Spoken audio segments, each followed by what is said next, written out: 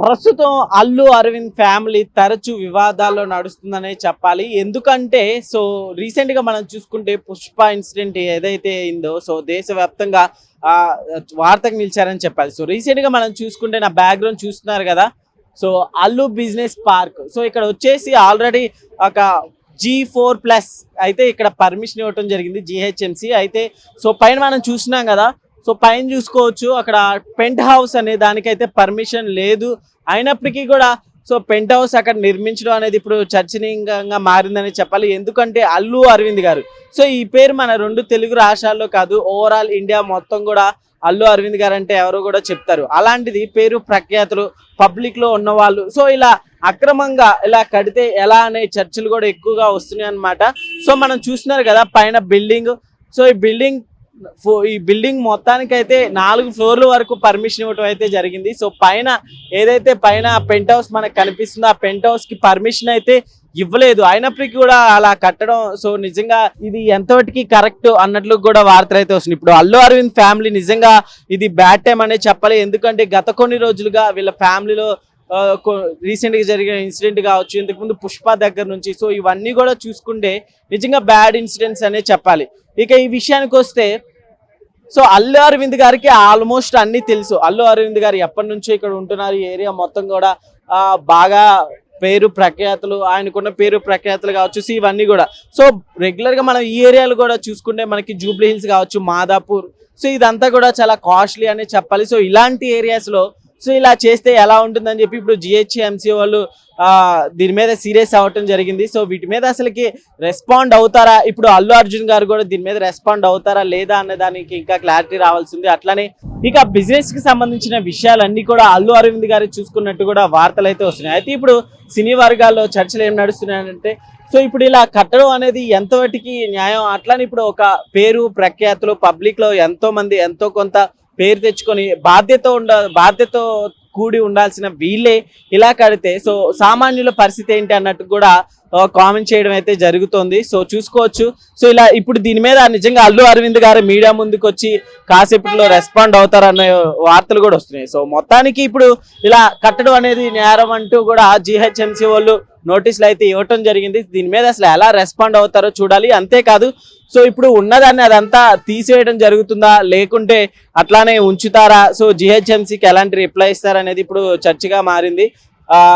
ఎలా చూడొచ్చు అంటే దీన్ని గత కొన్ని రోజులుగా నిజంగా అల్లు అరవింద్ గారి ఫ్యామిలీలో ఇదంతా నిజంగా బ్యాడ్ నడుస్తుందని చెప్పాలి వాళ్ళకి. సో ఇది వచ్చేసి మనకి చూసుకోవచ్చు రోడ్ నెంబర్ 45 దగ్గర అయితే ఇది ఉంటుందని చెప్పాలి. అయితే ఇక్కడ ప్రస్తుతానికి ఇక్కడ బిజినెస్ కి సంబంధించి ఈ అల్లు బిజినెస్ పార్క్ దీనికి సంబంధించిన అన్ని కూడా వెబ్ సిరీస్ వర్క్స్ కావచ్చు సో దీనికి సంబంధించిన వర్క్ అట్లానే బిజినెస్ కి సంబంధించినవి కూడా అల్లు అరవింద్ గారు చూసుకుంటారు అన్నట్లు కూడా వార్తలు అయితే వస్తున్నాయి. సో ఇక దీని మీద ఎలాంటి చర్యలు తీసుకుంటారు అనేది తెలియాల్సి ఉంది.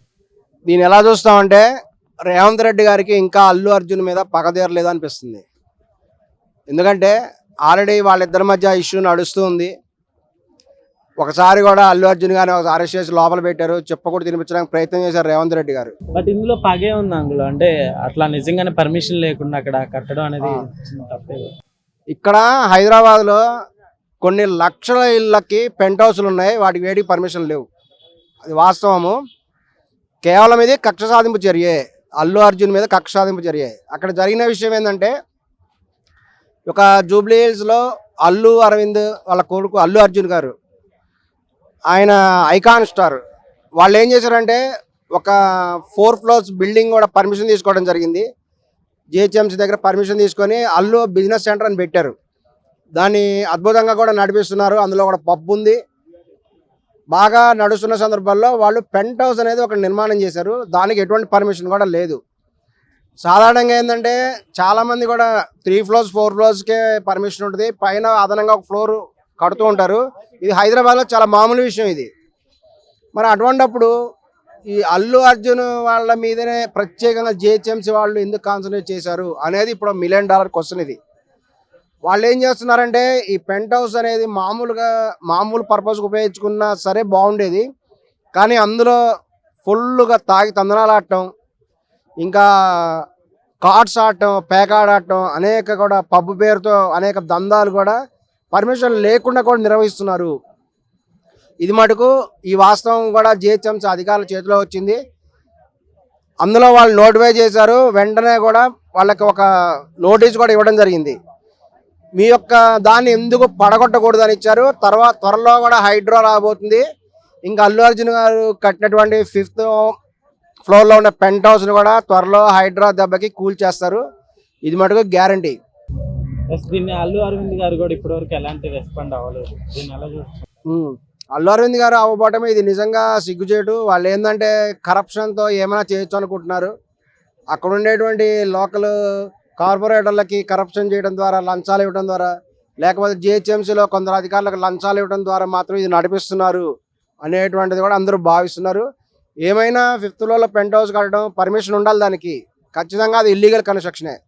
త్వరలో కూడా హైడ్రా వాళ్ళు క్రేన్ తీసుకొస్తారు. అల్లు అర్జున్ వాళ్ళు కట్టినటువంటి అల్లు బిజినెస్ సెంటర్లో ఉన్న 5th ఫ్లోర్ని త్వరలో కూడా కూల్ చేస్తారు. ఇది అందరూ కూడా చూడబోతున్నాం.